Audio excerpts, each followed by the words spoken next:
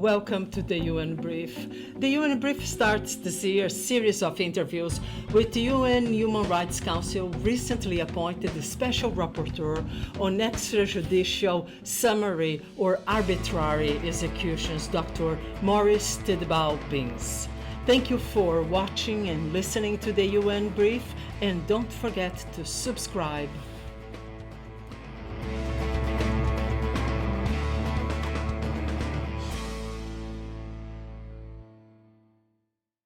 I am originally from a part of the world which actually suffered during the 70s and 80s the ravage of totalitarian regimes, including the extrajudicial execution and enforced disappearance of thousands and thousands of people. In the context of that reality that I grew up, or at least partially grew up with as a citizen from Chile, but also from Argentina, and in the course of my medical studies, I was prompted occasionally by victims of gross human rights violations for assistance from a medical point of view, including to help in their search to find their missing loved ones, and if found, then to identify remains in the case that they were dead, and or if they were alive, as it was the case of many very small children who were disappeared in Argentina, to help the grandmothers in particular to search for, find and identify in a meaningful and proof-strong manner the identities of their lost grandchildren. That essentially led me through, as I said, my medical careers to choose the profession or the specialty actually of forensic medicine and forensic anthropology as well.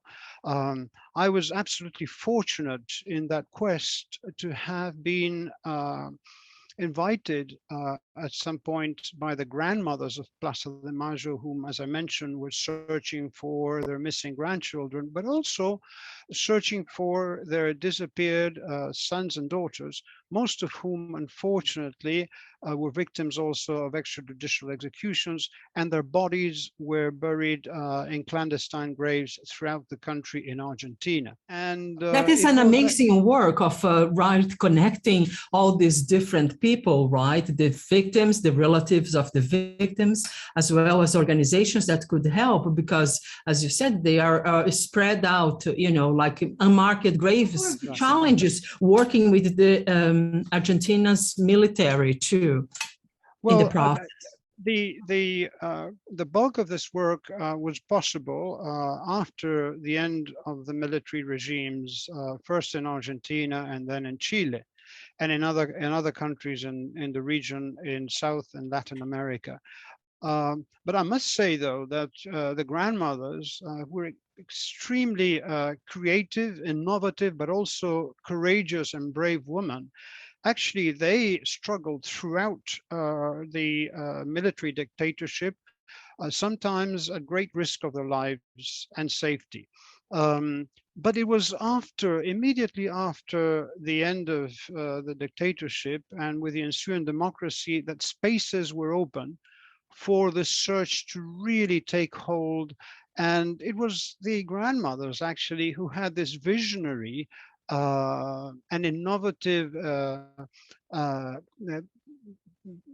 initiative to search out, to call for international expertise to come to Argentina and share some of the knowledge that was being developed in forensic sciences, in genetics, in anthropology, etc., to help them in their quest, which was not possible in Argentina. There was no such expertise on site at that time.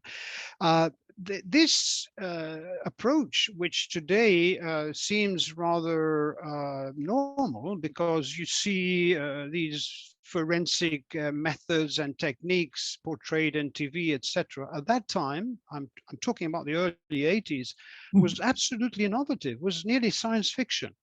So much so that the grandmothers were sometimes rebuffed for proposing these ideas.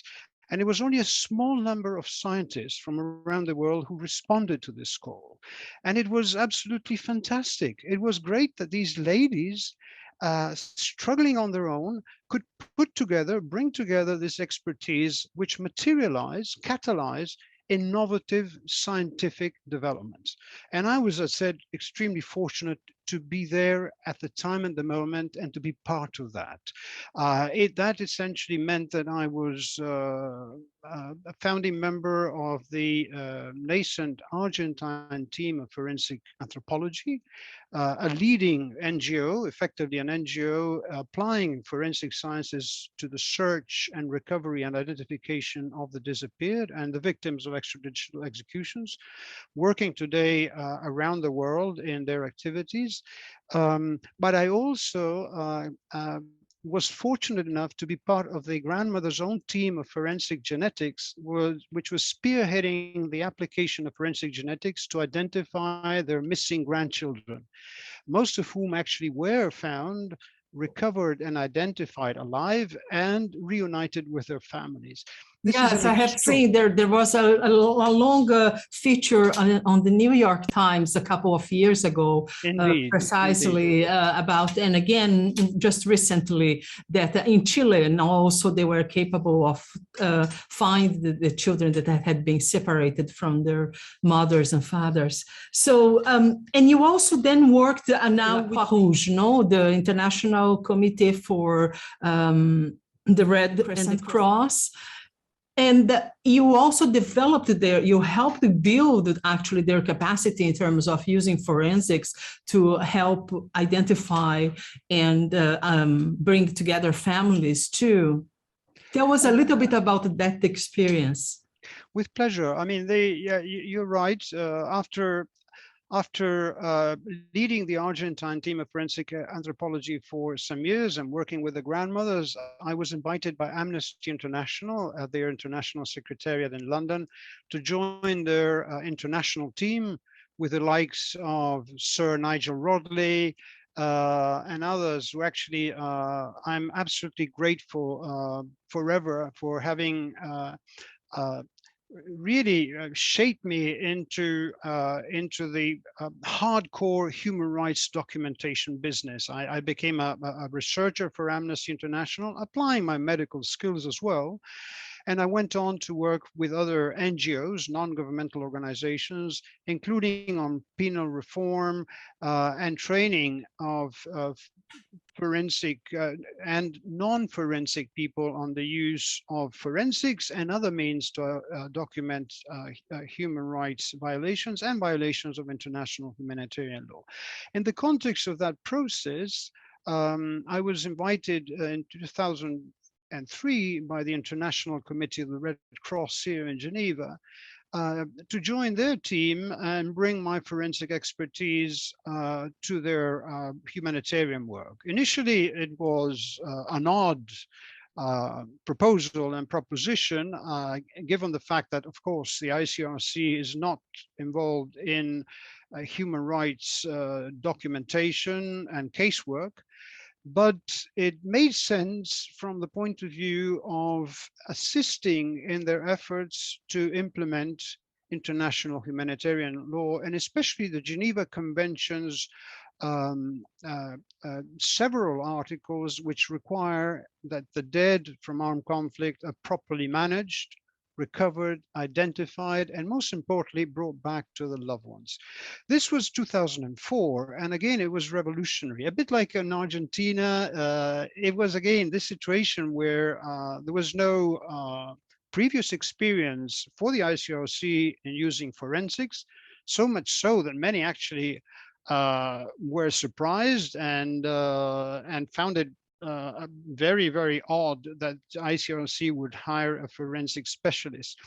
But surely, sooner than later, and slowly, this understanding began to change, especially in the context of the ICRC big international initiative to help resolve and prevent the tragedy of the missing worldwide, which was launched in Geneva in 2003, and which had a series of recommendations on forensic best practices.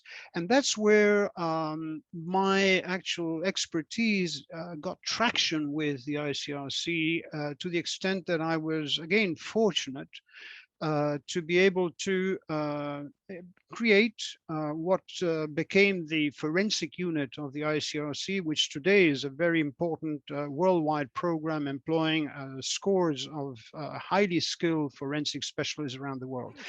I can't really imagine how it possibly could fulfill its mandate, right? An organization such as the ICRC without having forensic anthropology part of the mix. And it's not only conflict also, it's after extreme weather events such as a tsunami where people are displaced, lost, and then how do you identify? How do you find a way to make sure that this person, this child is the person they are looking for, their relatives?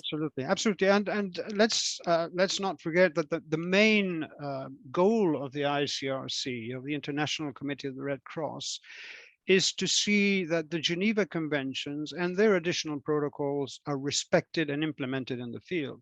And for this purpose, as you rightly say, forensic science plays a key role. And I will never forget the experience that we had back in 2017 when the Argentine Republic and the United Kingdom asked or called for the ICRC to help in the identification of Argentine soldiers fallen and buried in the Islas Malvinas, Falkland Islands.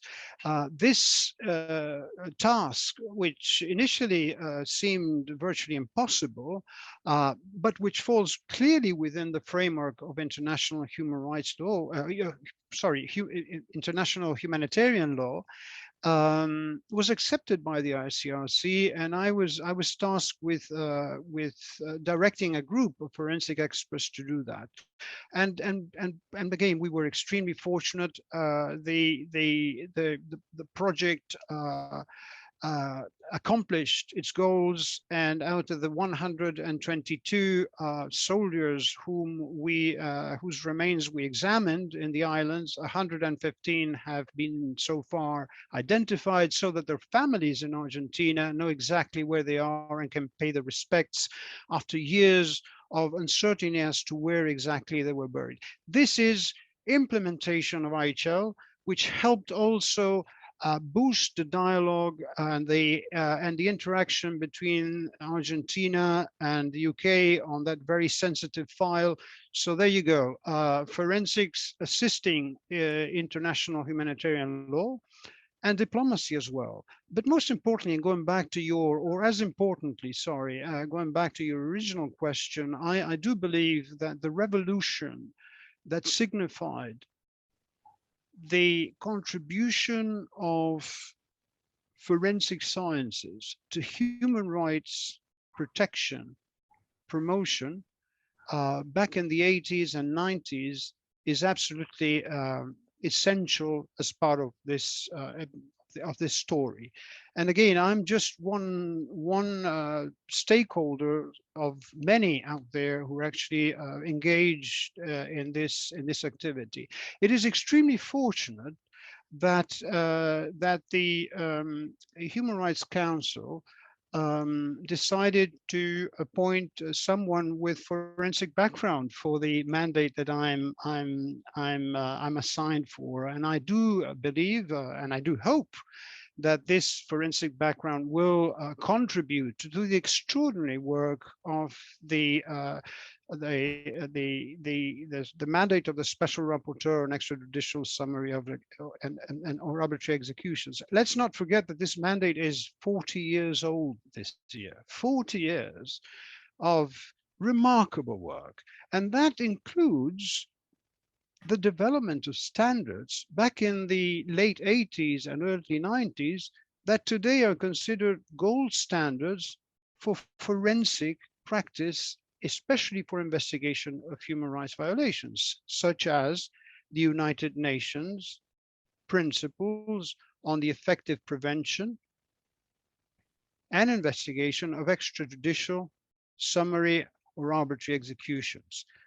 Those were approved back in 1989, and immediately after, a key instrument or manual for their implementation was also adopted by the United Nations, which is the United Nations Manual for the Effective Prevention and Investigation of Extrajudicial, Summary, or Arbitrary Executions, or the so-called Minnesota Protocol, which was updated, fully updated, and published again in 2017 by the Office of the High Commissioner for Human Rights. And tell me a little bit about Brazil. Have you worked with Brazil? Because the Brazilian dictatorship was also gruesome in terms of many lives lost and people who disappeared from the left, center-left activists. Did you work with Brazil? Is there anything in Brazil that is still being, or was it a difficulty because the way the Brazilians have dealt with, the Truth Commission dealt with the issue of reparations, of truth, of actually making sure that people knew exactly what happened and who were the perpetrators of these egregious violations of human rights law? No, thanks for the question. And I think I should take the opportunity to mention that while I was born in Chile and grew up in Argentina, my mother is in fact Brazilian, and I spent part of my childhood in Brazil as well. So I feel that country is very close to my heart. And I must say here in answering your question that the southern cone of Latin America, which as you rightly pointed out, was very badly affected by totalitarian regimes in the 70s and 80s, in responding to these violations of human rights, especially through its civil society. I mentioned the grandmothers of Plaza de Mayo in Argentina, but there were many other groups as well, and Brazil was no exception. The civil society organizations from the Southern Cone, and I would say especially Chile, Argentina, and Brazil, but also Uruguay and Paraguay to some extent, played a key role in the development of special procedures back in the early 80s. So much so that the campaigns and the information provided to the Human Rights Commission at that time and to the Secretariat, where we had the enlightened minds of the likes of Mr. Theo van Boven at the time, what prompted the creation of special procedures. The first and foremost of which was the Working Group on Enforced and Involuntary Disappearances, which was established precisely to respond to the issues in Chile, but also Argentina and Brazil. And then shortly after, my own mandate was established in 1982 along those same lines. So yes, Brazil actually, through its civil society first, and then its institutions, once democracy ensued, actually did a huge and extraordinary, and I would say model work in addressing the legacy of the dictatorships, including to establish truth and reparations for victims. Wrap it up. What is on your agenda for the coming months or year, if we can say, regarding your appointment? And because I know you have presented your predecessor's report to the General Assembly last October. No, thank you. At the Human Rights Council. I'm sorry, at the Human Rights Council session in June, I believe it was, right? June or July. You're absolutely right. Now, thanks, Maya, for bringing that question. Effectively, I presented my first report to the Human Rights Council, which I did so in mid 2021, was in fact my predecessor's report with her reflections of her tenureship. I took the opportunity, however, in the introduction of the report to the Council, to very briefly outline what I was already defining as my vision for my own tenure, over the next 3 years. That actually I presented in the form of a thematic report to the General Assembly in October last year. And that report actually, going back to your question, Maya, effectively outlines my, let's say, plan of action or my wish list for the next 3 years. And both in terms of the approaches and the thematic issues of special interest for my mandate. And with regards to the approaches, first and foremost, one thing that has always been a guiding beacon for my work is to try to be as pragmatic as possible, as practical as possible. So we have the great advantage, and I would say the luxury, of having extraordinary principles and normative frameworks and guidelines out there. So much so, Maya, that I personally believe that if those principles and normative frameworks of human rights and IHL, among others, and guidelines such as the Minnesota Protocol would be implemented, we would have a much better world today. And I believe you would agree with me. So the problem is not a lack of standards and enunciations, but rather a lack of implementation, which I want to really focus my work on. And from that point of view, bringing on board both the essential components of, for example, a gender perspective and a victim-centered approach to promote as much as possible the likes of the use of the Minnesota Protocol, to make sure that when arbitrary killings happen, they are properly investigated, that light is shed on what happened, and the reparations are guaranteed or ensured for the victims. Now, that's as easy said, but it requires feet on the ground and interacting with the stakeholders to make that happen. And hence this magic word or concept of constructive dialogue or constructive engagement between the special procedures and the states, for me, is a vital line of action and principle to guide the work of my mandate. And with regards to the thematic or topics for thematic interest for my mandate, one obviously springs from what I have said, which is to actually look at medical, legal, and death investigation systems in the world to see how they're operating. Are they operating up to standards in countries? And if not, why not? And what can we do from the United Nations machinery to help make them work better and in line with the standards that should guide their work? So that will be the subject of my thematic report for the Human Rights Council in mid-2022, hopefully. I also cannot obviously ignore the fact that my mandate is 40 years old this year, and I hope to actually prepare a report, if not a full report, at least a part of a thematic report on the lessons learned from 40 years of the work of the mandate and some of the extraordinary work that it has carried out, including the development of these standards, which I hope to share with the General Assembly later this year. The other topics include femicide. That femicide, as you know, is a killing of women and girls for them being women and girls. So it's a most extreme form of gender-based violence, which is mostly preventable. But a key component of prevention is first and foremost acknowledging that this is happening and why it is happening.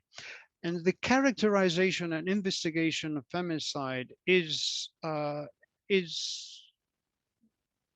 falls short of what it should be in many, many contexts. And I do hope that a report from my mandate on femicide will help decision makers and practitioners better focus their research to identify cases and prevent femicide from happening. The other topic, which is may appear on first sight as a bit esoteric, is the protection of the dead. And I say this because my mandate is about the right to life. But without the dead, without the bodies and human remains, the cause and manner of their death cannot be ascertained. And without bodies and human remains, the families are left with endless suffering for the lack of knowledge of where the loved ones are. And so I believe that the dignified management of the dead and the protection of the dead are a key component of the right to life. And this was already mentioned in a special report from my predecessor, Madame Agnès Calamar, on the need for standards for protection of mass graves. And certainly that is a necessity. And I would go a step further. Regardless of whether bodies are buried in mass graves or single graves or wherever they are, they deserve protection under a framework of human rights and other international law which applies, which is something that I also want to focus on. And last but not least, there are two subjects which I am familiar with because I have worked on this, and I do recognize from experience that there's a very important component of the right to life in these subjects, which is on one hand, the lessons learned from the pandemic that we are still struggling with.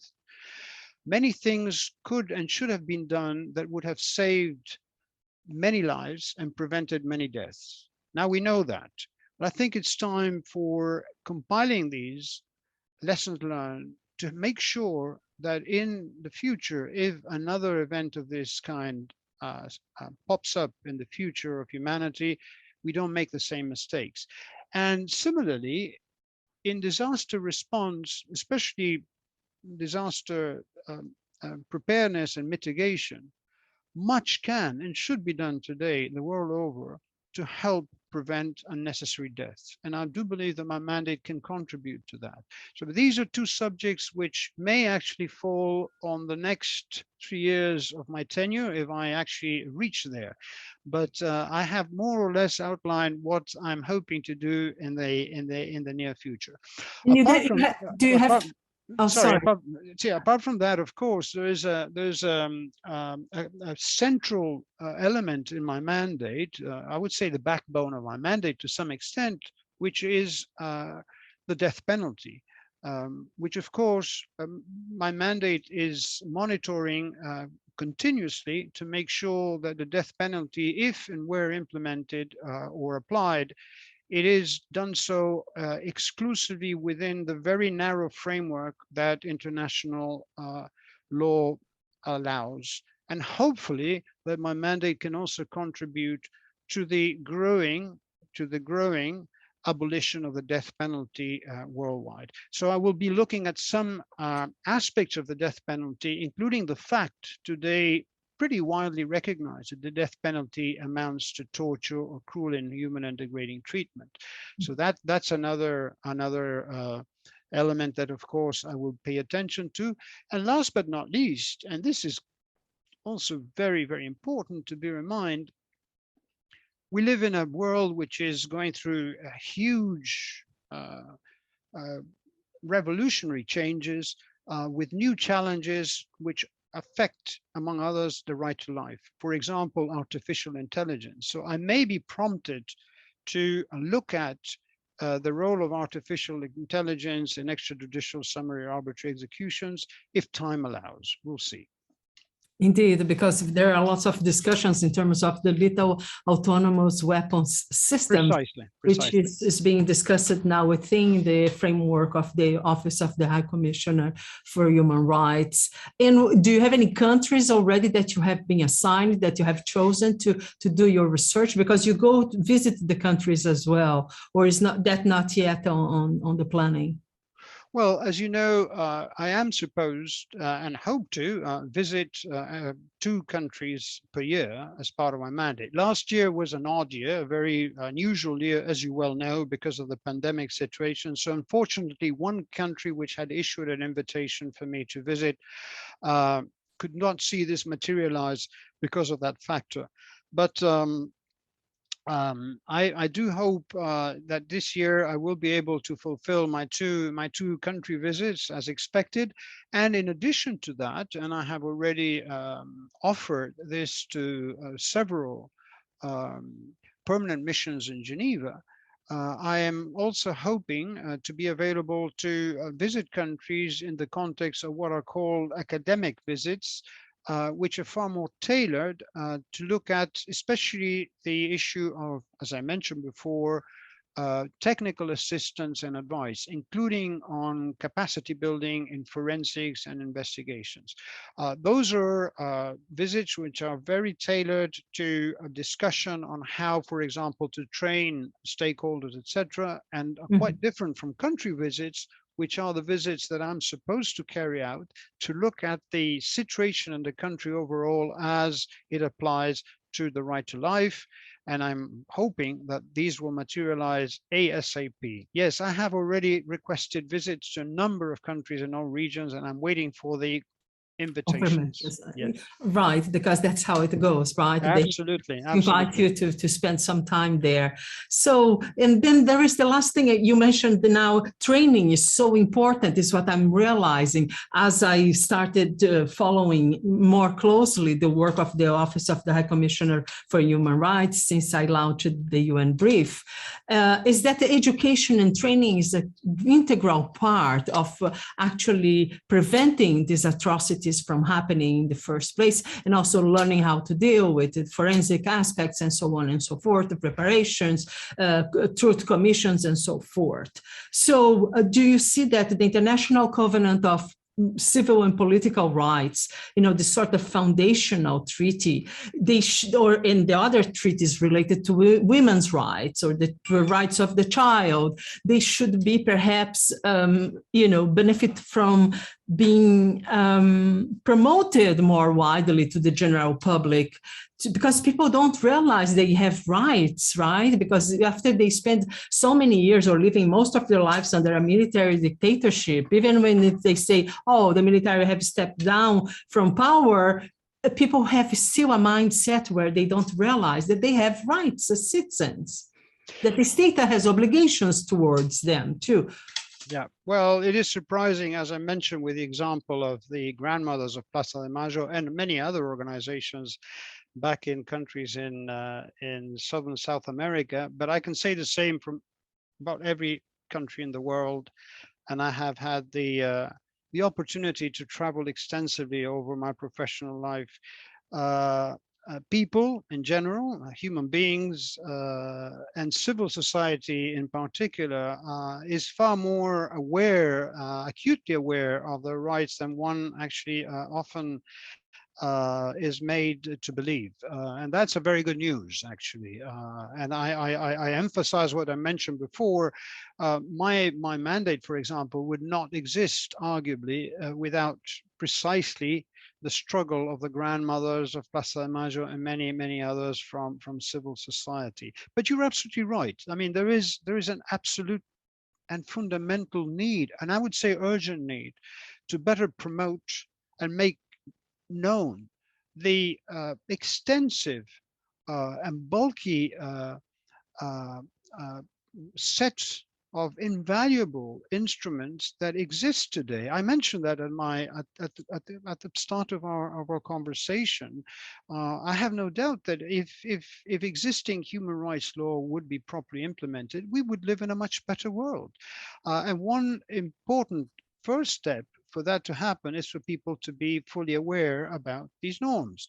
And then, of course, to garner the political will and ensure the resources for that to happen. And you mentioned the ICCPR, the International Covenant on Civil and Political Rights, and of course the conventional body there, the Human Rights Committee, with regards to the right to life, under Article 6 of the ICCPR, released a report in 2019, which is, in my opinion, foundational. And it includes precisely an important section on the need to implement these standards, including the Minnesota Protocol. And I use this report and some of its paragraphs, like paragraph 27, which specifically call on this to happen. And I do hope that my mandate will be of help in that direction. Thank you for watching the UN Brief, and don't forget to subscribe,